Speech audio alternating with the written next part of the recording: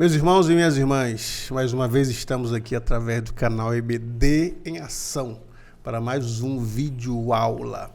E hoje nós estamos estudando, e hoje estaremos estudando a lição de número 4, datada do dia 28 de janeiro de 2024, com o título A Igreja e o Reino de Deus. O texto áureo está em Marcos capítulo 1, versículo 15. O tempo está cumprido e o reino de Deus está próximo. Arrependei-vos e crede no Evangelho. A verdade prática. Pregar a mensagem do reino de Deus é uma importante missão na igreja. E para tratar desse assunto do reino, a igreja e o reino de Deus, comigo aqui o evangelista, professor, irmão Wesley. Paz do Senhor, irmão Wesley. Pai do Senhor, pastor Gisiel, a paz do Senhor, assinantes do canal EBD em Ação. Deus em Cristo continue abençoando. Que tenhamos uma excelente aula hoje, bem produtiva para a glória de Deus. Irmão Wesley, hoje vamos falar sobre a igreja e o reino. Então, sobre o reino, a Bíblia fala de diversos aspectos. Ela já começa a introdução dizendo aqui que a Bíblia apresenta Deus como um rei e que exerce o seu governo no mundo. O Salmo 24 fala isso, o Salmo 22 e outros salmos também. Então, a igreja é vista como participante do reino. No presente é Cristo reinando em nós. No futuro, nós reinaremos com Ele no sentido do reino literal, né? Exatamente. E tratando-se de igreja e reino de Deus, o comentarista da lição até vai falar lá no tópico 3, mas é bom já de introdução nós aqui salientarmos isso, é que o reino de Deus é bem mais amplo do que a igreja, né? Sim. A igreja, ela faz parte do reino de Deus, mas o reino de Deus está, como diz a Bíblia, sobre toda a terra.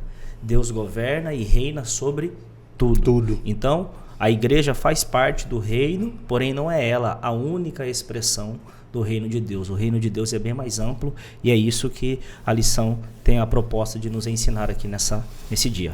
E quando ela trata aqui nesse primeiro tópico, no ponto 1, o reino de Deus é universal, aí ele fala sobre que ele reina sobre a terra, sobre os mares, as aves, os peixes, tudo que há.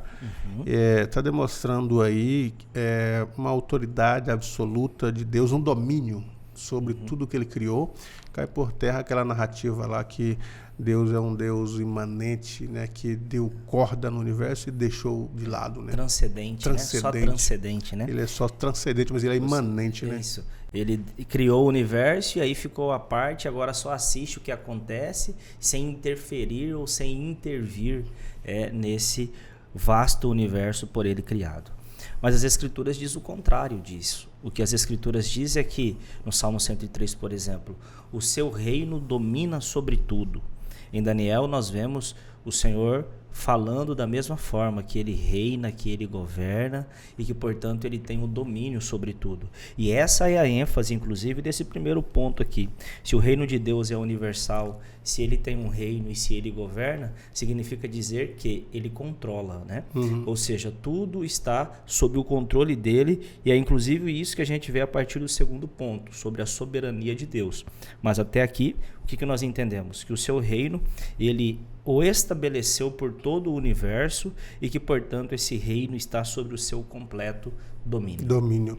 Aí que, entrando nesse segundo tópico, falando da soberania divina e os acontecimentos do mundo, é que muitos têm entrado em contradição. Por exemplo, se ele tem a soberania e se ele tem o completo domínio sobre o mundo, por que é que ele permite a maldade, o mal, Satanás? Aí alguns têm dificuldade de explicar isso e preferem dizer que ele predestinou. Não, ele predestinou todas as coisas, inclusive o ladrão para roubar a bicicleta, sim, ele que predestinou. Calvino diz isso nas suas institutas, que até o ladrão que rouba uma bicicleta, que rouba algo, que causa algum mal, foi predestinado por Deus. Eles têm essa dificuldade de entender a soberania divina, sem Deus intervir diretamente, por exemplo, no diabo, nos demônios. Não foi Deus que criou, que projetou e predestinou isso, mas que surgiu, mas ele deixa, ele tem um domínio até quando ele dá uma permissão a isso, até quando ele quiser, não é?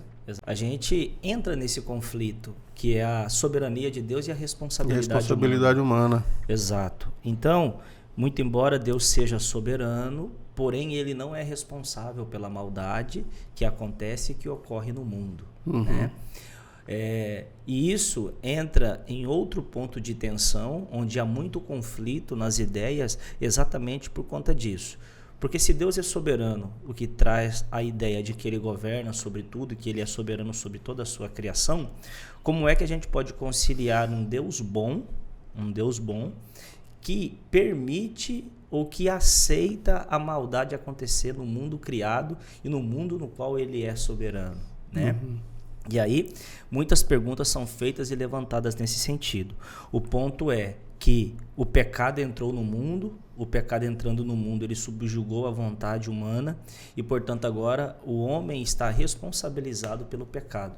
E tudo isso é consequência dessa maldade e desse pecado pelo homem praticado. Mas alguém pergunta, né? Onde está Deus, então, se ele é soberano, questionando principalmente a sua bondade? Onde está Deus, por exemplo, num tsunami? Numa tragédia como a de Brumadinho em 2019, numa tragédia como aquele terremoto no Haiti. Onde está Deus? Onde está Deus nas guerras que houveram aí, a Primeira e a Segunda Guerra Mundial? Onde está Deus que, vendo tanta maldade, vendo atrocidade, não faz nada? C.S. Lewis respondeu essa pergunta dizendo: Deus está no mesmo lugar em que ele esteve quando viu o seu único filho sendo morto na cruz do Calvário. Ou seja, ele está lá. Muito embora ele seja soberano, ele tem as rédeas da história, mas existem outros seres por eles criados que, autônomo, por assim dizer, também tem responsabilidade. A maldade não está na conta de Deus, está na conta do pecado, que uma vez entrando no mundo, trouxe sérias consequências. Eles têm dificuldade de dizer que Deus delega poderes ou atividades para alguém sem influenciar. Por exemplo, o diabo, os demônios, e tem uma certa liberdade, uma certa permissão para agirem. E na mente dessas pessoas, Deus permitir essas atitudes, essa liberdade, ele deixa de ser soberano, deixa de ser divino, né, de intervir, mas não é isso. Ele pode continuar sendo soberano sem intervir em certas atitudes, dando liberdade para as pessoas, não é assim? Exatamente. Perfeito. Ele dá essa liberdade e essa responsabilidade também para que o homem não seja de todo manipulado. Ele é soberano, porém não é manipulador dos resultados, principalmente. E nesse terceiro ponto aí do primeiro tópico, o reino de Deus, a nação de Israel e a igreja. São três coisas aqui que nós precisamos falar, porque o reino de Deus, ele domina sobre tudo, mas através da nação de Israel ele estabeleceu um reino teocrático, onde ele falava diretamente nesse governo teocrático com os sacerdotes e também com o rei. Então ele dominava, delegava, influenciava uma nação através das suas leis, falando no sentido teocrático. Dele diretamente está falando com as nações, falando com as pessoas, falando com o sacerdote, escolheu Israel. Aí, a partir do momento que a Bíblia diz assim, que veio para o que era seu e os seus não receberam, aí foi instituída a igreja. Mas não é que o plano de Deus para Israel tenha ficado para trás, tenha frustrado, que Deus não trata mais com Israel, acabou todo o propósito, os projetos, as promessas aqui. Não, Deus ainda vai voltar a tratar com Israel no momento oportuno, não é isso? Exato, perfeito. E também não é porque Israel rejeitou que Deus então falou assim, eu vou atrás de uma segunda opção e agora eu vou fazer a igreja já que eles me rejeitaram, né? O propósito de Deus sempre foi estabelecer a igreja. E começando por Israel. E de fato começou por lá. Por exemplo, Israel, quando a Bíblia fala de forma generalizada que o rejeitou, e de fato como nação, a nação o rejeitou como Messias, mas nós não devemos esquecer que o primeiro grande avivamento que teve em Atos dos Apóstolos ali, estava em Jerusalém e dali muitas pessoas foram salvas. Haviam muitas outras pessoas de outras regiões, como diz o texto, é claro que houve, mas começa por lá. Então, a salvação vem dos judeus, por assim dizer, como o próprio Cristo disse lá em João capítulo 4. Agora, o que nós devemos observar é que, assim como Deus escolheu Israel para governar e através dele, então, ser um modelo de governo teocrático no Antigo Testamento, assim também ele escolheu a igreja, que tem mais a ver com um governo espiritual do que político propriamente dito. Mas fato é que o propósito de Deus com Israel não era ficar centralizado em Israel. A gente já disse isso aqui, inclusive. Israel seria um modelo de Deus, de governo de Deus, e Israel então seria o meio pelo qual Deus seria conhecido também de outras nações. Tanto é que não era proibido alguém que não nasceu em Israel ser um judeu, por assim dizer, religiosamente falando.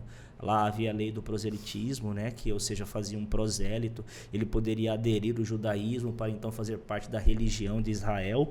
Então, o propósito de Deus era ser conhecido, é fazer com que o seu reino, então, fosse de fato estendido e aceito sobre toda a terra. Assim também com a igreja hoje. Então, o reino de Deus não resume-se apenas na nação de Israel e na igreja. Esses dois elementos fazem parte. E como o Senhor muito bem apontou aí, esse reino que fora estabelecido lá no Antigo Testamento, de Israel, para Israel, e hoje com a igreja, é esse governo, né, que lá era teocrático, e aqui hoje nós temos a igreja que faz parte desse reino de Deus, todos com um propósito bem definido: identificar, testemunhar e falar desse reino e da mensagem desse reino, que é o tópico que nós veremos um pouco mais à frente aí. E como o senhor muito bem apontou, que Deus tem um propósito com Israel, tanto é que ele vai voltar a tratar especificamente com essa nação. O reino milenial, por exemplo, é Cristo reinando com a igreja, principalmente sobre Israel. É o que nós chamamos de reino milenial, que para nós, dispensacionalistas, pré-tribulacionistas, acontecerá com a segunda fase da volta de Cristo, ou seja, quando ele vier pisar no Monte das Oliveiras, ele vai implantar o seu reino milenial, e aí vai ser aquele modelo de reinado que Cristo sempre quis exercer desde o Antigo Testamento. Vai ser um reino ideal.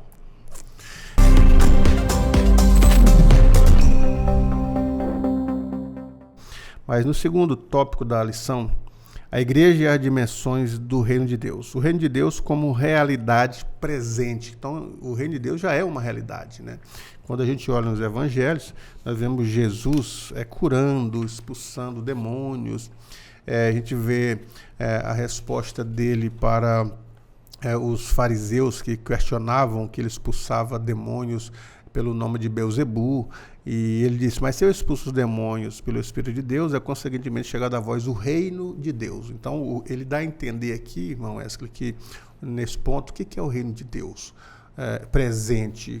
Paulo diz assim, que ele nos transportou do reino das trevas para o reino do Filho do seu amor.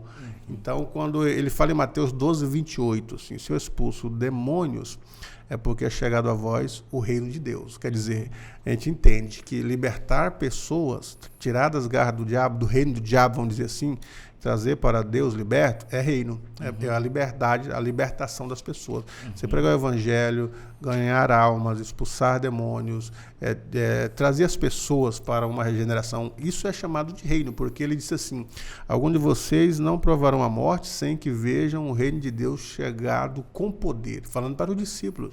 E os discípulos viram muito disso, né? Ele libertando, como ele disse, aqui mesmo ele diz assim: se eu expulso o demônio pelo Espírito de Deus, é porque é chegado a vós o reino de Deus. Quer dizer, libertar pessoas é reino, né? Então, o reino de Deus no presente é essa liberdade toda, né? E quando ele chega fazendo algo completamente novo, por assim dizer, ali naqueles termos de Israel. A prática do exorcismo, principalmente liderada por Cristo e originária dele, por assim dizer, era algo completamente novo. E qual que era o propósito de tudo isso? Quando Jesus expulsava demônios, e os evangelhos trazem inclusive textos de Jesus dialogando, né, com demônios, sim, para que pudesse ficar registrado que o reino dele não só chegou, como também é mais poderoso do que o reino das trevas. Né?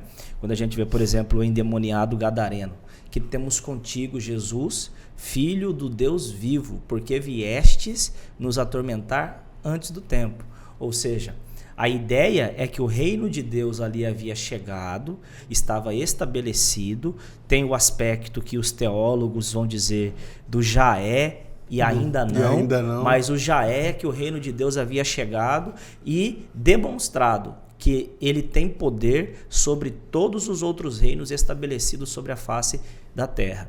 E aí, por exemplo, o israelita que aguardava o Messias para subjugar Roma ou tomar o reino novamente a Israel, para que Israel não governasse apenas sobre ele, mas sobre o mundo, porque essa é a promessa do Messias, né? Eles imaginavam que quando o Messias viesse, viria já para implantar esse reino político, né, sobre todo o mundo. Mas, nesse primeiro momento, Jesus Cristo veio para dominar e para implantar o seu reino e dominar principalmente sobre o reino das trevas, e foi o que ele fez, demonstrando através do exorcismo, de expulsar demônios e mais, dando poder inclusive aos seus discípulos para que isso fizesse na continuidade da obra que ele havia iniciado. Maravilha. E outro ponto aqui desse segundo tópico é: onde está o reino de Deus? Porque a pergunta que ele estava dizendo é: cadê o espaço geográfico? Onde que ele domina, né?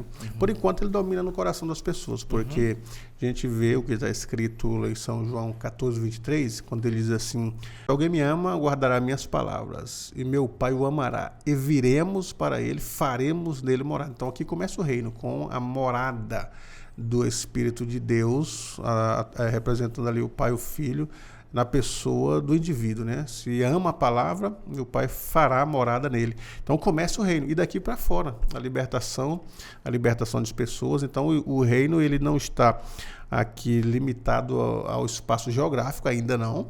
Ele está falando do reino presente, como diz os teólogos que você acabou de citar aí. O reino de Deus já é e ainda não. Então já é domínio, já é uma realidade, é uma verdade no coração das pessoas, mas não é algo que a gente pode chamar de literalmente, não é uma literalidade. Não aconteceu no sentido literal ainda, o reinado de milênio, né? O político, né? O reinado político, né? Por assim dizer, onde ele vai governar politicamente sobre tudo e sobre todos. Mas é exatamente isso. Com muita propriedade, o pastor José Gonçalves aqui colocou, e o senhor disse muito bem: o reino de Deus não está relacionado a um espaço geográfico. Hoje, o reino de Deus, ele se estabelece no coração das pessoas. E é exatamente isso que Jesus quer nesse primeiro momento. Porque o reino vindouro de Cristo, querendo ou não depende da aceitação das pessoas, né? Paulo disse: toda língua confessará que Jesus Cristo é o Senhor para a glória de Deus Pai. Ou seja, não vai ter como, alguém negar essa verdade. Toda língua confessará isso. Mas agora, nesse momento, Jesus veio com uma proposta de reinar em um trono que é um tanto que complexo, que é o coração do homem. O trono que ele quer se assentar é na vida das pessoas, para que ele possa tomar as rédeas e dirigir, subjugar as nossas vontades e os nossos prazeres. É como Paulo disse, né? Levando todo o pensamento cativo à obediência de Jesus Cristo. É isso que ele quer nesse primeiro momento. E nesse terceiro ponto aí do segundo tópico, o reino de Deus como uma realidade futura. Agora sim, falando do milênio. Do ainda não, né? Do ainda não. Não é uma realidade ainda no sentido literal, dele reinar no milênio, porque algumas pessoas, algumas correntes teológicas acreditam que ele já está reinando no milênio, que o milênio é agora. Então, nós acreditamos, o que eu digo, os pentecostais, pré-tribulacionistas, pré-milenistas, acreditam no milênio literal, 1000 anos de paz, e ele reinando de fato sobre as nações, pelo menos é o que nós subentendemos das interpretações bíblicas, que a igreja reinará com ele durante 1000 anos, né? Numa sociedade completamente cheia de paz, normal, mas a igreja, claro, transformada, com o corpo transformado, vamos reinar com ele nesse milênio, como Isaías apresenta, uma terra mais diferente, uma terra renovada, vamos dizer assim, sem acidentes geográficos, os instrumentos de guerras transformados em instrumentos de lavoura, para uma paz mundial mesmo, com a ausência de guerra geral. e Cristo reinando com justiça, onde todos irão uma vez por ano em Jerusalém, onde será estabelecido o reino dele, para adorá-lo, para louvá-lo, e as nações que assim não fizerem receberão um castigo por isso. Então, esse reino milenial, nós, pela escatologia bíblica, acreditamos que se dará logo após a grande tribulação, os 7 anos de grande tribulação. Se o arrebatamento for hoje, temos aí 7 anos de tribulação, de angústia de Jacó, os sofrimentos do Apocalipse, as pragas do Apocalipse acontecerá nesse período aí de 7 anos, e após isso, aí o reino de Deus será estabelecido, já com a igreja de volta aqui do céu, na terra, para estabelecer o reino de Deus, ou participar do reino de Deus. Não é assim que a gente crê? Exatamente.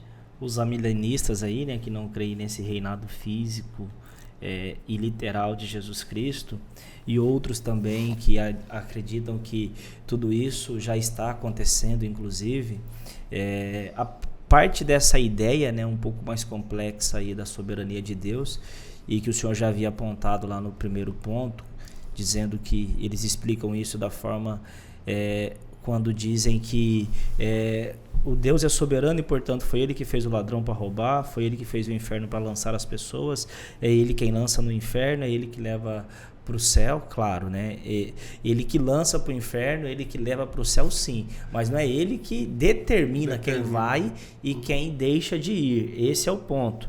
E aqui para nós, que somos dispensacionalistas e pré-milenistas, nós acreditamos na literalidade desse milênio e que, portanto, ele há de acontecer exatamente nesse momento em que o Senhor disse, nessa segunda volta de Jesus Cristo, quando ele vier para reinar sobre Israel, quando Israel vai estar sendo oprimido e todas as nações da terra vão ter congregado contra Israel. Ele será o salvador de Israel naquela ocasião.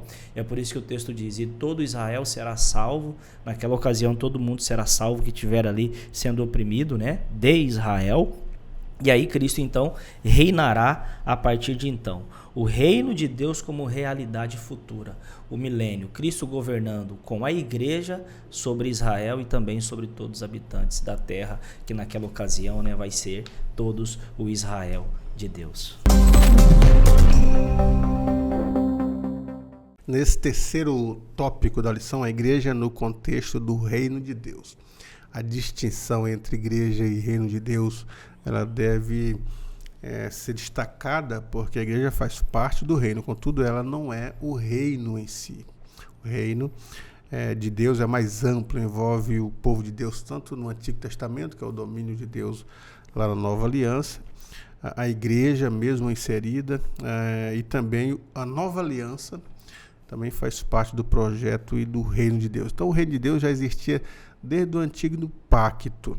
Assim como debaixo do Antigo Pacto, em que Israel era a comunidade do reino, a igreja é a comunidade do reino de Deus no Novo Pacto. Então, a igreja ela não é o reino, mas faz parte do reino, que é o domínio de Deus, tanto na igreja quanto fora dela, e os projetos que Deus tem, tanto com a igreja, para o milênio, para o futuro, e como nela própria, né? Ele reinando no coração das pessoas. Exato. E aqui, nesse terceiro ponto, onde a gente estuda, né, a igreja no contexto do reino de Deus, é dito que existe essa distinção que a gente já expressou ali no início, e agora que a gente traz isso de forma mais pormenorizada, isso. E aqui o pastor José Gonçalves é feliz em dizer exatamente isso, que a igreja ela faz parte do reino de Deus, porém ela não é a totalidade do reino de Deus. O reino de Deus governa sobre tudo e inclusive sobre a igreja. Ele estabeleceu o seu reino sobre tudo e que, portanto, a igreja pode até ser uma expressão desse reino, mas não é a totalidade do reino de Deus. O reino de Deus está sobre todo o universo. A igreja, mesmo inserida no contexto do reino, não existia no Antigo Testamento. Todavia, o reino de Deus já existia no Antigo Pacto. assim como debaixo do antigo pacto em que Israel era a comunidade do reino. A igreja é a comunidade do reino no novo pacto, ou seja, a igreja, ela compõe essa comunidade do reino de Deus, assim como era Israel lá no Antigo Testamento. E perceba que Deus ele já reina desde o início, desde a criação, mas lá ainda não havia igreja. E essa ideia só afirma o fato de que o reino de Deus é mais amplo do que a igreja, porque mesmo quando a igreja ainda não foi inaugurada e nem estabelecida, já existia, portanto, o reino de Deus. E nesse segundo ponto aqui do terceiro tópico, a igreja expressa o reino de Deus. Nós até falamos no tópico anterior que ele veio para o que era seu e os seus não receberam. Então, a todos quanto recebeu ou receberam, deu-lhes o poder de serem feitos filhos de Deus. Não é que Deus tinha um segundo plano, e veio para Israel, que era o primeiro plano, Israel falhou, então surgiu a igreja. A igreja, ela é também projetada, como o texto vai dizer em relação à igreja, os que forem salvos, o reino que vos está preparado desde a fundação do mundo, ou como Paulo vai dizer a respeito da igreja, o mistério que estava oculto, né? Vai dizer em Efésios, parece que é isso. O mistério que estava oculto foi revelado. Então ele tinha um plano para revelar a igreja, um projeto antecipado que aconteceu. Ele já tinha um plano, não é que por Israel rejeitar, surge a igreja como segundo plano, uma segunda opção. Não, a igreja já estava projetada na mente de Deus. Paulo até escreveu aos Gálatas no capítulo 4, versículo 4, cumprindo-se a plenitude dos tempos, Deus enviou seu filho, nascido de mulher, nascido sob a lei, com a intenção de implantar essa igreja, salvar as pessoas, implantar uma nova aliança, né? Então a igreja, ela já vem no projeto de Deus a longo prazo, né? Perfeito. Deus planejou, projetou a igreja. E Paulo, quando fala do mistério revelado, é exatamente isso. É algo que estava escondido e que, portanto, era desconhecido dos homens. Mas não é porque é desconhecido dos homens que não existia, né? Existia esse plano e esse projeto de Deus que, na plenitude do tempo, como o senhor muito bem apontou, Gálatas 4:4, Jesus apareceu, se manifestou para que pudesse, então, dar expressão a esse reino e morrer na cruz do Calvário. A obra foi continuada pelos seus discípulos, que tornou-se, né, essa igreja que foi inaugurada em Atos 2, e portanto a igreja é a expressão do reino de Deus. E o que essa pequena frase então nos diz acerca da expressão do reino de Deus? É porque a igreja é aquela que contém e que pode, sobretudo, explicar, ensinar às nações como se dá esse rei e o reino principalmente. Por isso que Jesus disse: ide, ensinai todas as nações, batizando-as em nome do Pai, do Filho e do Espírito Santo, e ensinando a guardar tudo que eu vos tenho ordenado. Ou seja, é a igreja que é a mensageira, que é o terceiro ponto aí, mas é a igreja que então expressa, é a expressão desse reino de Deus aqui na terra. Nesse terceiro ponto do terceiro tópico, a igreja e a mensagem do reino de Deus. Pregar o reino de Deus é a importante missão da igreja. Falando aos presbíteros de Éfeso, Paulo recordou que pregou a eles o reino de Deus. Quando já prisioneiro em Roma, vemos Paulo pregando o reino de Deus. Os novos na fé eram conscientizados na realidade do reino de Deus. O reino de Deus é a mensagem de esperança feita àqueles que amam.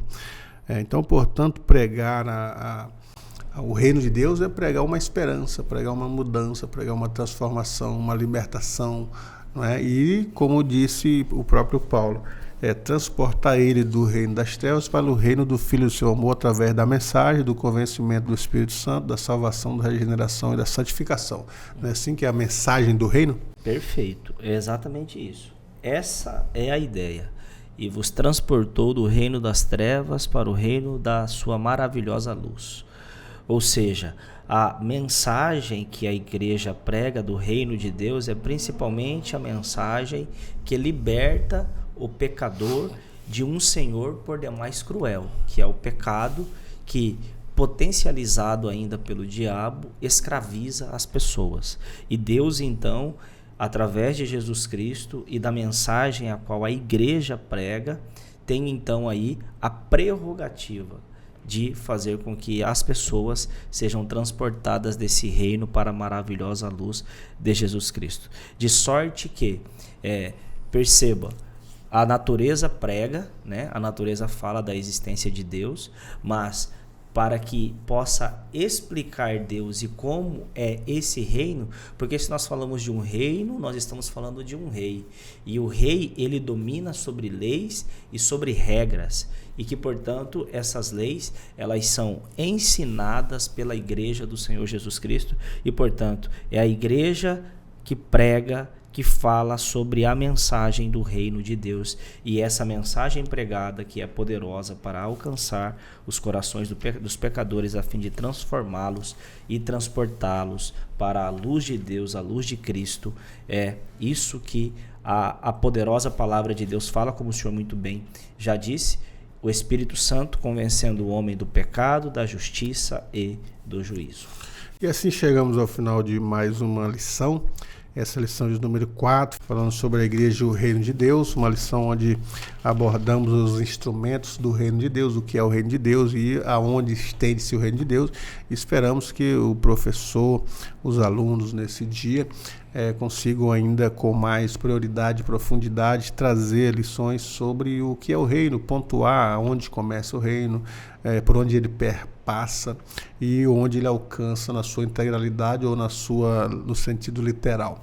Então, vamos falar a mensagem do reino. Uma boa aula para você, professor, professora. Que Deus em Cristo te abençoe. Até a próxima.